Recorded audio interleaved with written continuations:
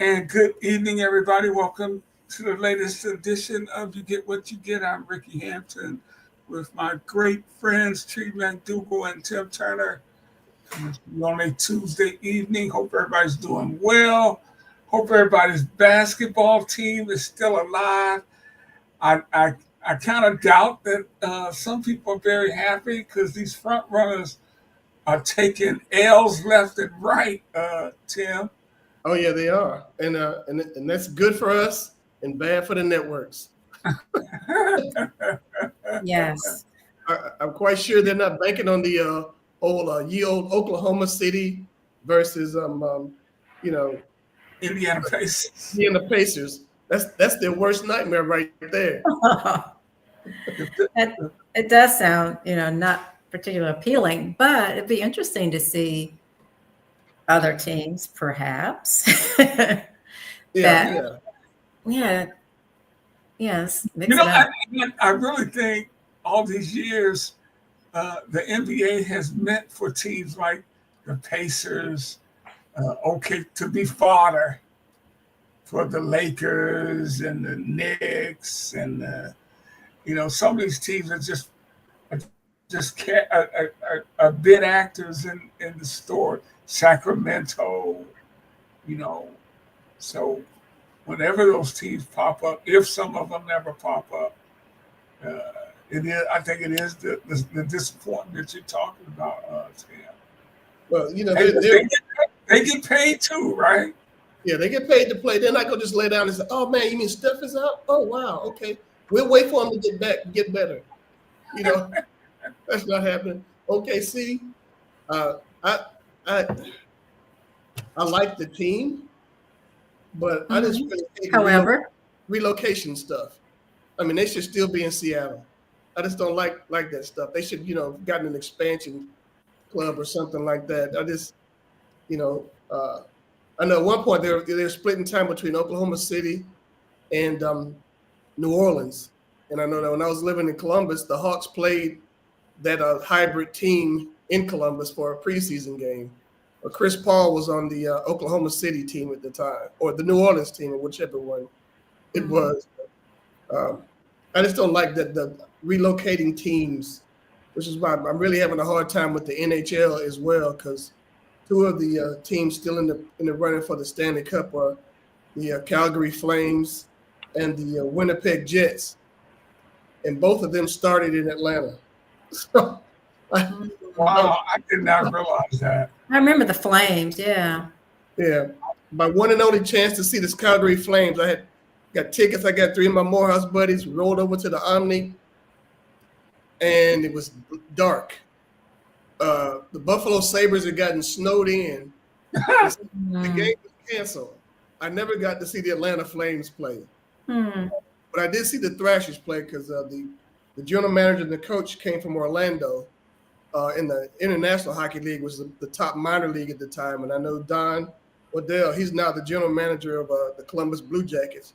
And Kirk Frazier, he was a coach in Orlando, so I got to see about two or three Thrashers games, but never saw the Flames. And you were speaking about Seattle. I think I was reading. I'm kind of looking it up now. I think the estate of Paul Allen are selling the Seahawks. Yeah, I think they are. Yeah. And they're giving all the earnings to charitable endeavors. Well, it must be the Microsoft mindset because Bill Gates has always also said that he is not leaving his children any money, and all of his billions will be going to charity. You know what? I always thought that was the Shaquille O'Neal mindset. Yeah, it's He like said, "I'm rich. My kids ain't got no money." he said, "We rich."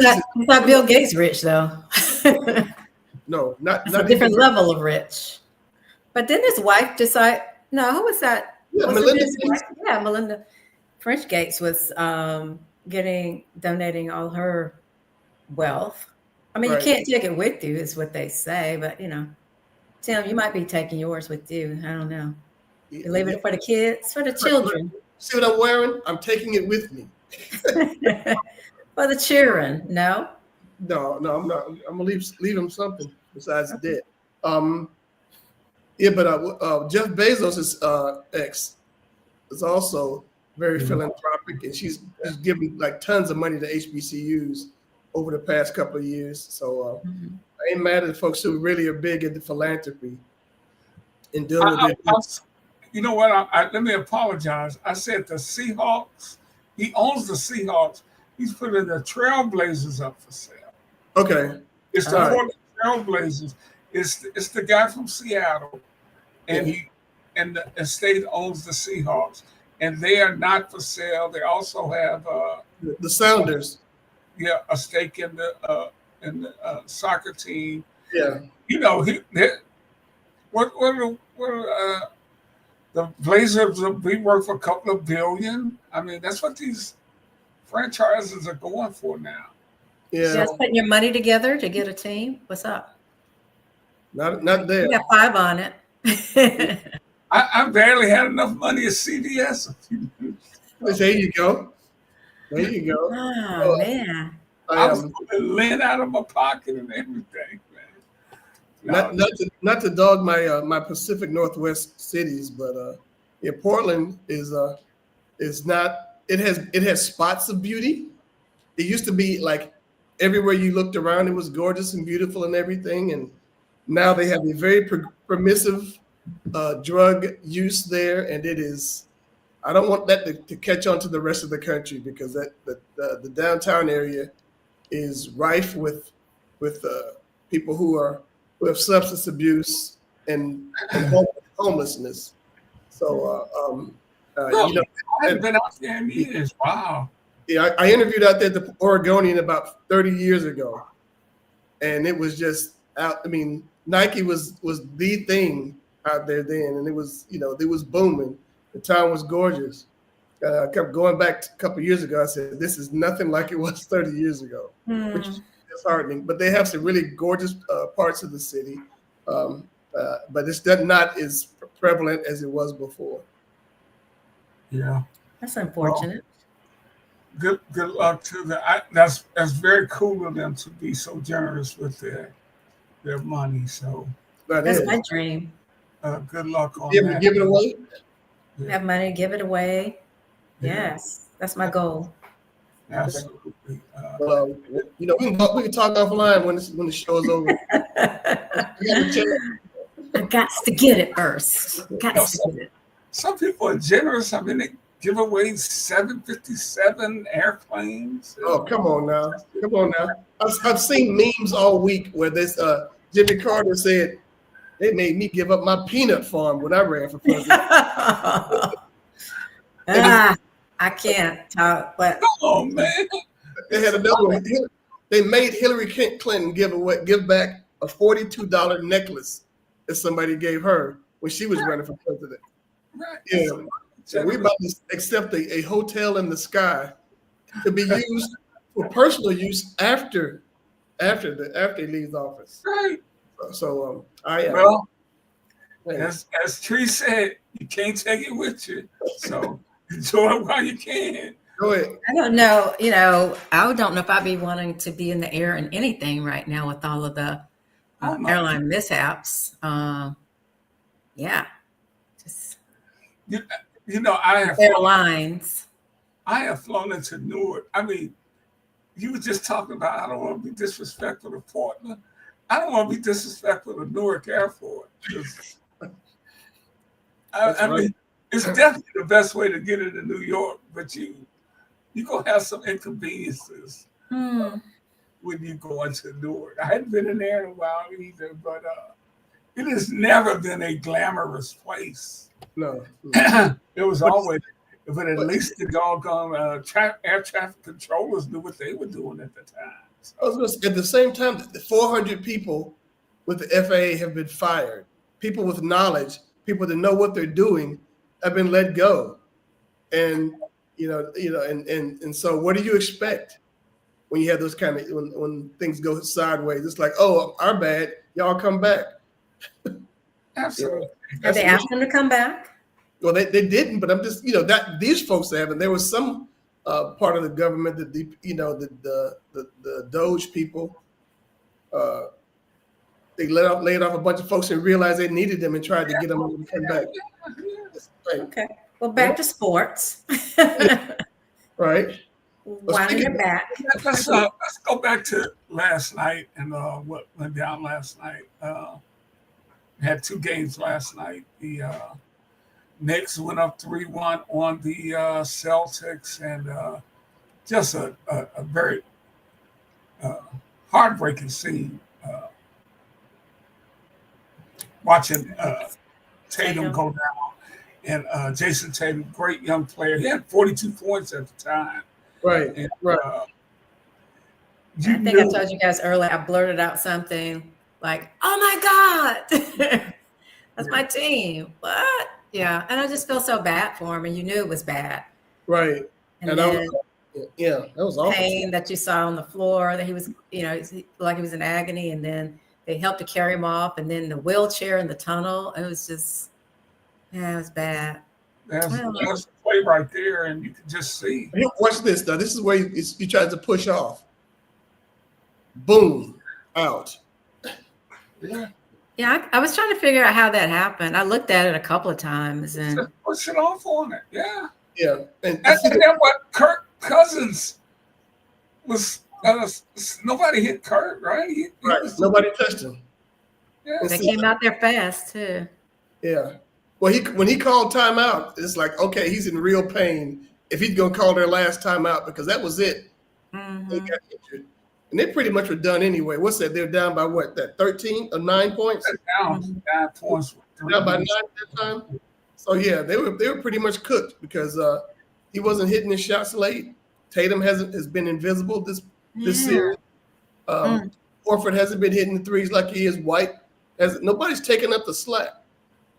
And this is pretty devastating for him. But it's like I understand he had surgery today. Already, so I guess they're trying to accelerate the process because they made a mention in the story that I saw that that when KD tore his, he missed the entire next season. So that might be what the Celtics are looking at here, and maybe they draft with that in mind because the NBA draft will be coming up. I think next month. So, Yeah. Did they do the lottery today, or when did they? They did it last night. Last night. Night. So we're going to get to that too, because there's I'm a big conspiracy theorist behind stuff like that, like the cold metal envelope when Patrick Ewing went to the Knicks. They, at that point they just had the commissioner reach in this barrel and pull out an envelope, and it's like the prevailing conspiracy is that the Knicks envelope was cold. So when he felt the cold envelope, the number 1 draft pick, Patrick Ewing, with the New York Knicks, and that's the year Ewing came out. So, it's not that one. I didn't know that either. That was a story that's making its rounds back in the day. It was like, the jig was up right there, and now folks are saying with Luka going to LA, they weren't going to let Dallas just languish. And I guess we're addressing it now. Cooper Flagg, the kid out of Duke, Carolina. Carolina, excuse me, Carolina. No, Duke. It's Duke. Duke. Okay. Out of Duke, it's pretty much earmarked to go to Dallas. He's the top player. He's going to be in the draft this year. So, that's a good move for Dallas. I mean, they got very, very fortunate. They don't have to give Luka $400 million, and they're going to get we don't know what kind of player he's going to be, but he's projected to be a very fine player, and they're going to have him much, much cheaper. So, and think about it, they got a guy on the roster who will be coming back from a torn ACL, Kyrie Irving. So, and this question. It's questionable whether Kyrie will be ready before the end of next season. So true. That is one of the devastating injuries. What was Kyrie's injury? I don't remember. Achilles. Also Achilles. Okay. So non-attack. Yeah, it was another non-contact. But this is the thing, what fuels a conspiracy theorist mindset is that Dallas had a 1.8% chance of getting the number one pick. So those are the longest of long odds, and they prevailed. And it's really, and you think about it, it's like, my Hawks, a year late on Wemby, a year too soon on Flag. So that's where we are, and they're going to pick, I think, 13th in the draft this year. Yeah, Dallas, San Antonio, Philly, Charlotte, Utah, Washington, New Orleans, Brooklyn, Toronto, Houston, Portland, Chicago, Atlanta, and again the Spurs. They have the 14th pick as well. They have 2 picks in the top 14. The Spurs are going to be somebody to watch going on in the coming years. Yeah, but the only thing about the NBA draft now, if it's not one of the top 6, 7 picks, everybody's pretty much the same. Talent-wise. So if you don't hit, I mean, hey, you just gonna be like everyone else out there. But it was something else I was going to mention about. I think it was. To come back to me, this old age of mine. We're not saying that. I think we're not claiming that. Thank you, Tree. I ain't gonna claim it no more either. I'm not. Cooper Flag and the other guy that's highly regarded in this draft, I know I was thinking about now, is Dylan. What is his last name? His dad played with Michael Jordan in Chicago. Dylan Harper. Ron kid is Ron Harper's son. Dylan Harper is highly regarded. So he will likely be the number 2 pick. And those two, from what I've been reading, you never know, have kind of separated them from the rest of the draft. But there's always some guys that surprise coming out of that. Oh, and another thing. Now, when you guys think about the NBA, as Tim said, Dallas had a 1.8% chance of getting the number 1 pick. The top 3 teams all had 14.8% chances. Do you think about the NFL doing that, or Major League Baseball having a lottery? Or do you think that maybe the NBA should go back to how they used to? If you had the worst record, you got the number 1 pick. Right. But that's why people are like saying you could pretty much tank and plan for that. If you do it just like that, we have the worst record, we're going to be the number 1 pick. The former players that you'll see that are talking heads now will say there's too much pride to go down like that. And I think that they're right in that regard. And I think also with the coaches too, if I'm not remembering incorrectly, Mike Budenholzer would not lay down on the Hawks season. And it was a reason, I understand that was the reason why he got fired. Because he just said, okay, you guys let these losses rack up and we'll take our chances in the lottery. Something to that effect. That may have just been rumored, but it sounded like, but these people are like, that's my coaching record. I'm not going to just lose games to stick on my record. And these guys want to play. You don't want to just you got to have more professional pride than that. And that's why you're going to, and I think the Golden State Warriors also going to have to lean heavily on professional pride, because it was initially thought that Steph would be back for Game 5. And now I understand he's been ruled out. And I wonder if he got ruled out after they lost last night. But he's 37, man. He got a lot of miles. He got a lot of miles on the legs. The way he plays and those hammies. Right. I'm sure it's tough for him to come back. Well, that's the thing about it. They're in trouble, though, man. They're in trouble. Soft tissue injuries are the hardest for active people. the only way that's ever going to get better is if he just sits around the house all summer eating Doritos. What was his injury? I forgot. What was his? Hammy? A left hamstring. Oh, and so yes. I think you might understand that as a runner. That's why I keep squirming. I'm using this and this to release my hamstring. Yes. Yeah. So you understand, you feel Steph's pain right now as he deals with that. I think it's better. And then I was walking today and it was kind of hurt again. Maybe because I was running. I need to sit around the house. That's what I need to do. Sit around the house, eat some some fire Doritos. And, I sit around the house. I have to eat lettuce. You take the fun out of sitting around the house. Maybe. Well, they took an L last night. Now they're down 3-1 to Minnesota. Minnesota is the 6th seed. They Right. were one loss from being the 8th seed, and 3 games out of being the number 2 seed. That's how even the West was this year. It was competitive.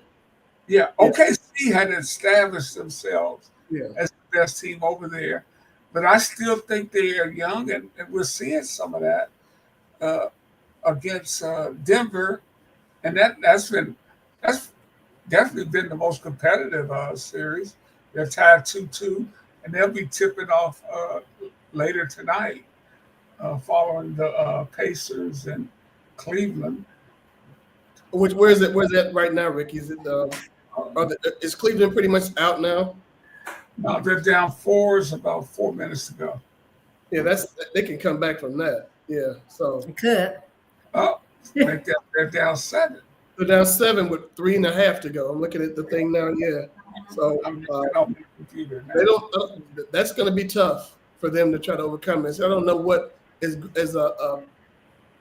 And that's how J.B. Bickerstaff got fired. That's how J.B. Bickerstaff ended up in Detroit. His teams had excellent regular seasons, got to the playoffs, got swept. Now his team was really hurt last year. Mitchell was out. The center Garrett was out. They had 2 or 3 starters out this year, and actually they've had some injuries this year.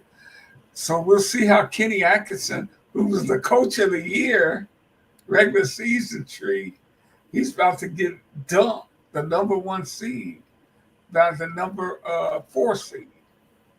again 4-1. that shows that talent is what makes a coach. I was going to say, how does he? Because he was a New Jersey's coach, I think, when KD was there, and he got fired there, and it just wasn't a good team. But he had a great team in Cleveland. And Mitchell, I don't know what he's done tonight. He hadn't done a lot. Well, I'll take that back. He's got 29 points on a bum ankle. Yeah, he's got 29 points. The Pacers have so much balance. Halliburton has 29, Siakam 21, Nembhard 15, Naismith 13. The Pacers, I was looking at this before the game started, they got 9 guys that average 9 to 18 points a game. Yeah. Cousin Miles is the only one that's not pulling his weight. Yeah, you never know what that's going to I said cousin Miles Turner. Yeah. So I'm gonna claim him. Yeah. He's not doing his due. So and tonight he's got 5 points. Exactly. Everybody else is gonna disown him. That's right. Everybody else is in double figures. He has 5 points. We gotta work on that. Yeah. So the Timberwolves look really good, and that may be more of a function that the Golden State's old and they're beat up, whereas they got really fresh young legs, and they are kind of are hungry in that regard. And we haven't even really gotten into it. They got a great player too, Tim. Anthony Edwards is really outstanding, and he's coming to his own. But again, I was with Reg Tree about a year ago this time when at commencement, and we were talking about we didn't see none of that from Anthony Edwards when he was at the University of Georgia. I was about that. Right. We were like saying, where did that come from? I like him now. He was a very high pick. What was he the number one pick? He was a number one pick. I think So he was number one. You didn't see any of that? No, watching Georgia games, he was very much like he's good, but he wasn't like this good. So you would think the Bulldogs would have been a whole lot better had he been like a guy like he is now. So, well, wouldn't he have to have some supporting good players around him, or no? Well, sometimes all you need is to be one dude. Flag, I think, is the case in Duke doing that. You look at like I'm going way back in the stack. Indiana State didn't have a really good other four basketball players, but they had one good guy on that squad playing against Michigan State, which really had average players, but they had one good guy. Mm-hmm. So in that championship game, so you had Bird versus Magic. Mm-hmm. So you really just need to find that unique talent, and you're going to be in the mix for some championships in basketball. You mentioned the great Larry Bird. We gotta give a shout out to our friend of the show, Derek Gervin, who was just put in another Hall of Fame. Okay. Basketball Hall of Fame, and the induction ceremonies are actually going to be here in Detroit. I think it's the American College Basketball Federation, something like that. Nice. Eric is part of the class with a very illustrious class. And Derek is included. And what made me think about Derek was he always kills when he tells the story about Larry Bird shooting a three over him and Chris Jackson. Not Chris Jackson, Chris Morris from Auburn with the Nets. Chris Morris was an incredible athlete. And Larry Bird said, that's over the both of yous. Derek looked around and said, well, he was right. When you said that he was in another Hall of Fame, when we were talking about Larry Bird, I was thinking you're about to say he was in Larry Bird's Hall of Fame of people over the years. Right now, I don't know what it is about feed on my phone. If everybody has a Larry Bird story, everybody has one.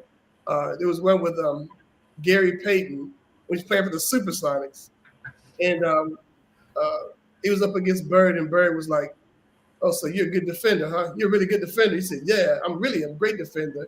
He said, "Tell you what, I'm gonna take you down there in that corner, spin, and take a jumper, and hit it." And that's what happened. And Gary Payton said, "I didn't mess with him no more." It's so many stories about how he would talk noise to people. What was it? The Dream Team, the college Dream Team players. Mm-hmm. They were walking in the hallway. I think it was, I forget who the player was, but he said, Larry said, "Oh yeah, you guys are the college kids, right?" Yeah, he said, "Y'all better get some sleep." And they went up there and just wore them out the next day. So and he said that's when Larry had a bad back and he was still talking noise, because he couldn't sit down. He would have to lay on the floor for that Dream Team because his back was always jacked up. Mm. He was a great player. But, and that's the thing, when you talk to some of these old heads that have been around the game, some of the stories, I got to tell this one because I just heard it yesterday. I happened to have a conversation with Jerry Ball. He was a all-pro nose tackle for the Lions, played 14 years in the NFL, and he played in Detroit 6 years. And the first year after he was traded, he was in Oakland, and they played against the Lions. And here in Detroit, when Barry Sanders had practiced, you couldn't touch him. So all these guys, when they get a chance, Jerry said, "I'm gonna light your ass up there." B is what everybody called it. B, I'm gonna light you up. I can't wait to get you. And it was a game that JV said, "Man, I split the gap, and Barry's right there with the ball. I'm about to hit him, and he disappeared." He said he disappeared. I'm like, JP, what are you talking about? He disappeared. The MF disappeared, I'm telling you. 15 yards later, he has a first down. Somebody got him down. So he's walking past Jerry on the way to the huddle. And he said, close. You have to hear Jerry Ball tell the story. He said, close. And he had me dying laughing because Barry was not a trash talker. But, I mean, a lot of guys he would try to set. A lot of guys he was set up because everybody wanted to try to light him up. Right. He was just so elusive. But we're doing NFL talk. We might as well roll into the NFL because tomorrow should be a national holiday because that's when the NFL releases the full 2025 schedule. Hooray! Hooray! Woohoo! They are marketing geniuses. Yeah. Yeah. That's true. They are marketing geniuses. They've been dripping and drabbing this bad boy for the last week. How many more days can we get out of this thing? They want to get y'all hyped up and ready. Yeah. I tell you what, I was listening to the radio today. These guys are talking about the NFL and what a great job that. They weren't talking so much about a great job. They were saying what a great job that the commissioner is doing. They were saying what a great job it is to be the commissioner of the NFL. And they said that because I thought that Goodell, his salary was at $44 million a year, and I was wrong. Evidently, he got a bump in pay because he's yanking down $66 million a year to protect that shield. Nice work if you can get it. Yeah. So what are they bringing in, man? Well, you can see what they're bringing in because I think with this deal, I'm looking at 1, 2, 3, 4, 5, 6. They have 6 television media partners, where they used to have it was CBS and NBC, and then it went over to Fox and CBS. Mm-hmm. Now it's like NBC, Fox, Amazon Prime, ESPN, CBS, and now Netflix. Wow. Yep. That's a lot. So everybody's and people are going to go find those games. They will go find those games. Oh, they will. Outlets. These streaming services, they're going to talk about all these things like, the season opener, the Eagles get their rings at home, and they're going to be playing the Dallas Cowboys to open the season. Wow. That's something that's going to be outstanding. And then Fox is going to have a game. I think this is Monday night. Not Monday night, but Fox is going to have a game on the 20th. They're talking about some of the big games that they have. Fox is going to show the Eagles and the Commanders and the Packers and Bears. They got a doubleheader on December 20th. That's pretty much that dead period when the college football season is pretty much ending. Mm-hmm. And, the kids aren't playing. They're waiting for their bowl games or the college football playoffs. Christmas Day in Kansas City, the Broncos at the Chiefs. Hoping for snow, looking for snow. And November 10th, you got the Eagles and Packers is a good game. But then, the NFL not only is going to have 6 partners there, they're going to be going to new places internationally this year. How many games internationally? They got 6 international. 7? Is it 7? Yes. I thought I read 8, though. Is it 7? Yeah, I think it's 7. Okay, maybe it's 7 because I'm thinking. They got 2 games in London. They're gonna have the 6, 7. Yeah. They're gonna have the Jets in the Browns. They're punishing. I used to think that they were punishing London for wanting to have NFL because they would play the Jaguars would play there every year, but there won't be such a punishment this year when they go over there because they have Travis Hunter as a star for the Jags, so they get to see him over there. The game will have 1 game in Berlin with Indianapolis Colts will be the host team playing against America's team, the Atlanta Falcons in Berlin. America's team? Yeah, America's team. Okay, cool. They got a game in Madrid this year where Miami Dolphins will be playing I'm trying to think who they're going to play. The Dolphins are going to be the home team for the Madrid game. One in Sao Paulo. That's going to be the feature the LA Chargers. Jacksonville's going to be playing in Wembley Stadium as usual. Ireland gets their first football game, and of course, with the Rooneys being that's their homeland, and I think the owner used to be the U.S. ambassador to Ireland. The Steelers will be playing over in Dublin this year. So, and the Vikings are over there for 2 weeks. Vikings have 2 games in Europe, so they're going to be the representative there. So the NFL just knows how to keep folks riveted. Which one you going to, or which ones? None of it. I would love to see America's team play in Berlin, but I doubt that happens. It just seems like, but they're giving everybody an international taste. You're going to Germany, to Spain, to Brazil, to Ireland, in England. 3 games.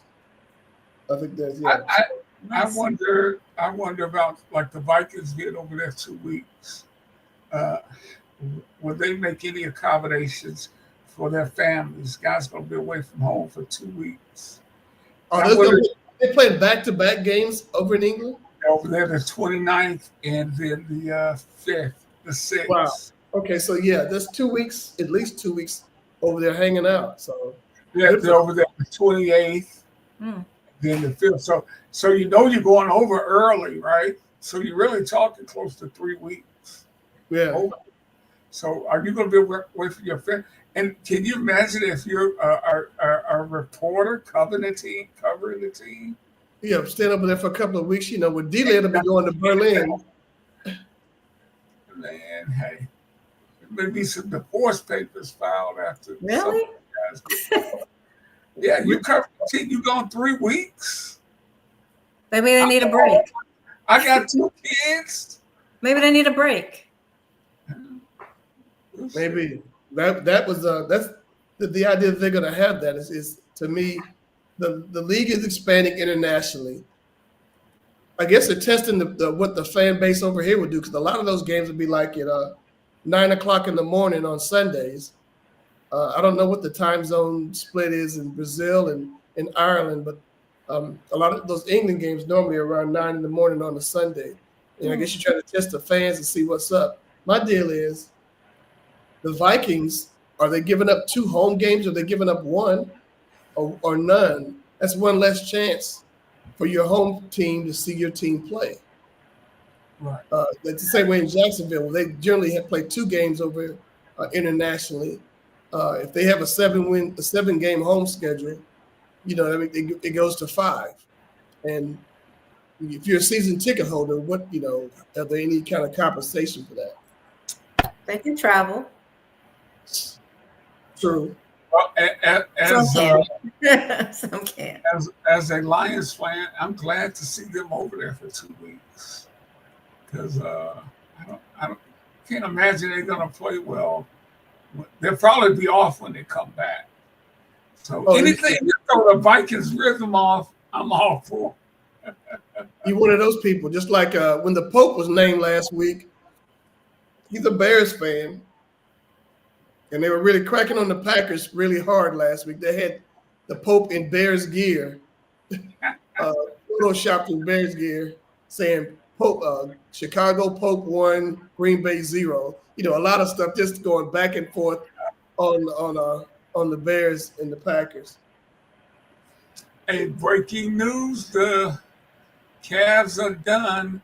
Indiana 114, Cavaliers 105. So that was the top seed in the East, correct? They're gone. Gone, y'all. Gone fishing. Is that a TNT game tonight? Because I want to see what they have up there for gone fishing at the end of the show. Yeah, that's on TNT. Okay, so it's a TNT. We got Denver and OKC tipping off shortly after that.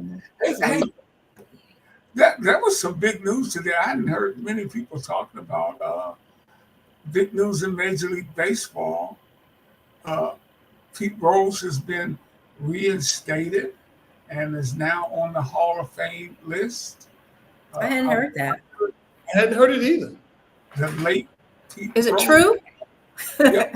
I'll read this right quick. On Tuesday, MLB Commissioner Rob Manfred effectively changed baseball's permanent ineligible list and lifetime ineligible list.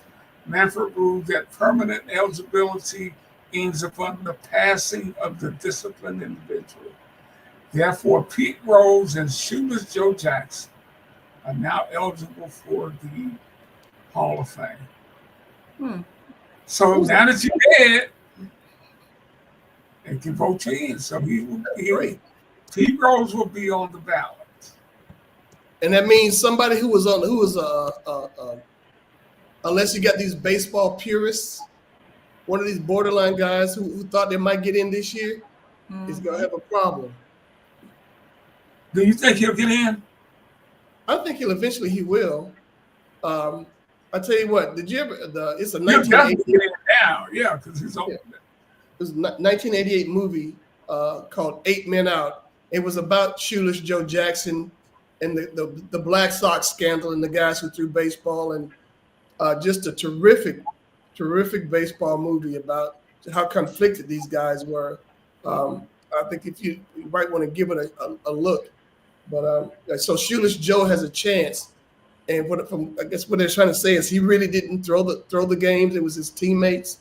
So it'll be interesting to see what these baseball historians, these purists, do when you got a guy who bet on baseball but not on his team, and another guy who was part of a conspiracy to throw the World Series. Well, first of all, I'd like to know how many stars you give the movie. 8 Men Out? Yeah. Oh, yeah. Out of a 10, I'd give it a 12. Wow. It's really well done. Really well done. I don't really like period piece movies because I always think they try to glorify people who are not of African American descent. They go back in Roman times to find somebody who could fight, rather than do a contemporary story on somebody. That's why I can't watch Hoosiers. I can't get with it. Oh, that was a good movie, though, man. But there you go. And What about A League of Their Own? How'd you rate that one? Oh, that was great. You can never, ever, ever go wrong with Gina Davis. Never. Or Tom Hanks. We'll cry in baseball. Crying in baseball? Yes. No, the best baseball movie Field of is Dreams. Sandlot. Oh, man. Sandlot. I was going to say Moneyball or something. Moneyball is great, but I know why you like Moneyball, so let's not, go there. Oh, it couldn't be the fine acting of Brad Pitt. No, I think she's got a Jonah. Yes. Oh, yeah, Jonah. Yeah, he's a funny dude. But that's a. I'm going to stop right there. Yeah. And to me, anything Philip Seymour Hoffman's in is great. I think he's just an outstanding actor all the way around. God rest his soul. Yes. Man, that was sad. It was good. But A Field of Dreams is one movie that I went to, and I didn't have any expectations. It came out of there just blown away. And I went to the sports department the next day to work, and I told the guys, "You got to see it, but you can't take a woman with you. She'll never understand how this hits you." It was that father-son bond thing. And my sports editor boss came back and said, "Yeah, you're right. My wife, she couldn't understand why I was emotional." So in watching that movie, so it was really a bond between the dad and the son in baseball. Costner was fine in it. That was a great ensemble cast. My favorite scene in that movie was when that kid was going around the stadium and couldn't find his way back with his dad. I mean, that just made me tear up. Yeah, he got lost in the cornfield. Yes. Oh. Neither one of you see Sandlot? I've never seen the movie. I've never seen it.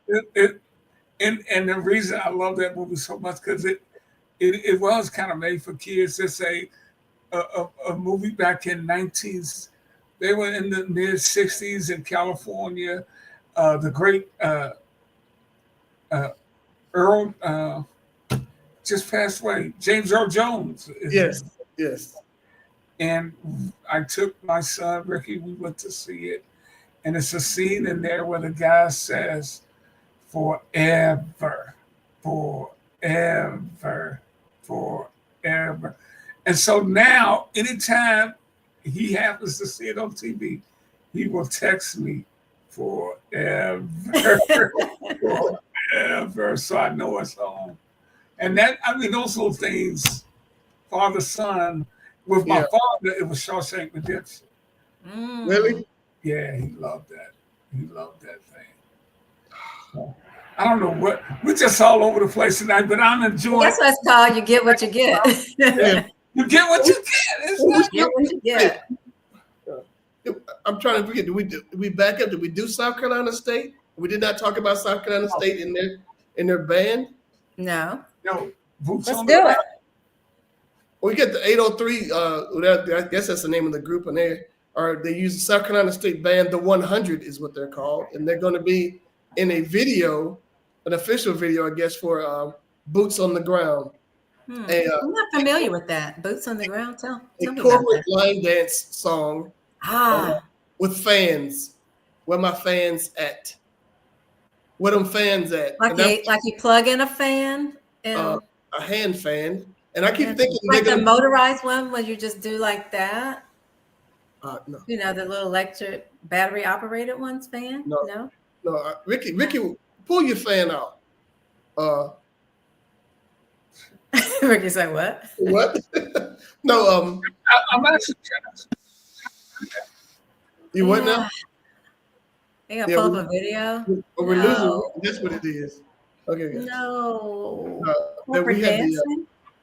This corporate dancing, line dancing thing where people are popping fans all over the place, and they're doing the official video at South Carolina State. They're inside their football stadium. Oh, okay. Trying to film it with their band. So. Oh wait, I saw the Atlanta Police Department doing a video, right? Yeah, and that's. Kamala Harris did one. I think Michelle Obama. Can you guys see what I'm sharing? Well, I see it. I see it in here. I don't see anybody dancing though. I got my boots on the ground. And that's the song? That's the song. That's the song. The people down there in the lower right corner, you have to see the dance. The lower right corner where they're doing a boots on the ground dance. Oh, there you go. Right there. There you go.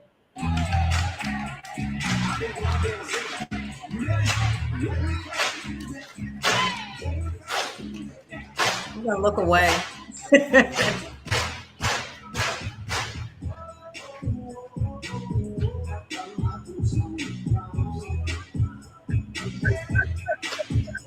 Here's the thing I love about it, though. There's some terrible things happening in the world, but we still gonna get together and dance. So we're gonna find that joy. You guys got the steps down? Nope. See, I couldn't do any turns. I already fallen down twice. Yeah, I can't do that in the right leg. No. Yeah. The little hip movement. Yeah, A no. lot of stages. I gotta say, I love Black people. I do, right? I just love us. We're gonna find joy. We're gonna find the joy. We're gonna dance. That's for sure. Dance somewhere, dancing forever somewhere. Now they hadn't released the video with the band yet. No, they haven't yet. They were filming it. That's coming up. So they're inside the stadium. I'm just interested. I'm curious to see how that band, if they're all going to do the steps while they're doing the video. So perhaps we'll wait and see. Okay, since we all over the place tonight. Yes. My philosophy teacher at Virginia, professor at Virginia University, Dr. E.D. McCrary, just a brilliant scholar. He's bishop in the AME Church in Virginia. And, Virginia Union is an HBCU, but we do have a few whites in our class. And Dr. McCrary, man, if you're not prepared and he asks you a question, you in big trouble. And he asked somebody something, and they had some answer, had no freaking clue. The answer, but it was funny what they said. And he looked at that, and then he looked at the white guy in the class. You just don't know how much fun you miss out on not being black. Wow. Wow. Oh my goodness. I just loved it, man. That is It can be fun, but it could be some pain in there too. But we have to, I think that's why we try to make the funds to help deal with all Mitigate the pain. pain. Yeah. Tim, I appreciate you holding it down though. Oh, trying to keep it down. What we've been able to accomplish in this country under the circumstances is utterly remarkable. Right. Right. It is remarkable. And, everybody always tries to label us as this and that. No, I ain't buying it. I am not buying it. So We're gonna do a step. We're gonna do a step or dance or something. Yeah. For sure. Well, we got time for one more item. Anything else on the agenda? Well, not anything that's of substance besides the Jackson State's quarterback and baseball player is transferring to a conference rival, Southern University. Oh, yeah. That's an interesting thing in and of itself. I wonder what you thought of Jackson State. You thought that they weren't going to be any good this year or what? I'm out. Is that what he's saying? I'm out. That's what it looks like. Yeah. Mm-hmm. And just as an aside, NFL training camps had their rookie mini camps last week. It may be a couple of teams still going into the weekend, and it'll be June. You're going to have the new wave of free agency period, and then training camps open in July. So yeah. So if your baseball team is struggling, which mine is not, by the way. Okay. Whose team's struggling? I'm just holding this best record of baseball, Detroit Tigers. I know they haven't released the entire schedule yet, but Detroit's going to be playing on Thanksgiving Day.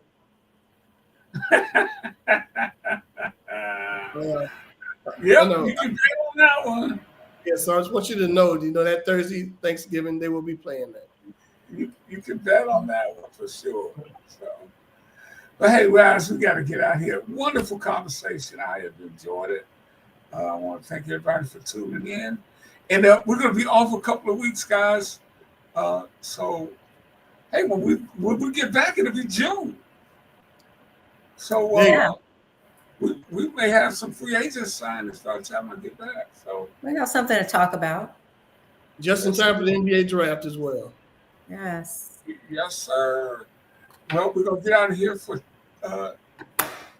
McDougal and Tim Turner. I'm Rick Hampton. Be well, everybody. All right. Be kind, everybody.